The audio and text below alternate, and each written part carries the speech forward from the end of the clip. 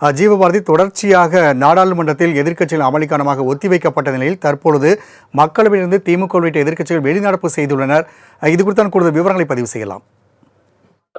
குளிர்கால கூட்டத்தொடர் தொடங்கிய முதலே எதிர்க்கட்சிகள் அதானி தொடர்பான விஷயம், அதே போல மணிப்பூர் உள்ளிட்ட விஷயங்கள் தொடர்பாக தொடர்ச்சியாக விவாதிக்கணும் அப்படிங்கிறது அவங்களுடைய ஒரு கோரிக்கையா இருக்கு. இந்த நிலையில குறிப்பிட்டு இன்றைய தினம் காலை முதலே எதிர்க்கட்சிகள் அவையின் வெளியே பேனர்களை பிடித்தவாறு அதானி தொடர்பான விஷயம் குறித்து பேசணும் அப்படின்ட்டு தொடர்ச்சியான முழக்கங்களை வச்சிருந்தாங்க. இந்த நிலையில அவை தொடங்கிய சில நிமிடங்களிலேயே மீண்டும் அந்த முழக்கங்கள் எழுப்பப்பட்ட நிலையில அதற்கு அனுமதி வழங்காத நிலையில தொடர்ச்சியாக எதிர்க்கட்சியில் இருக்கக்கூடிய காங்கிரஸ் மற்றும் திமுக உள்ளிட்ட மிக முக்கியமான எதிர்க்கட்சி தலைவர்கள், இந்தியா கூட்டணி தலைவர்கள் எல்லாமே அவையை விட்டு வெளியேறியிருக்காங்க. குறிப்பிட்டு டி.ஆர். பாலு அவர்கள் அவையில தொடர்ச்சியா பேசிட்டு இருக்காரு.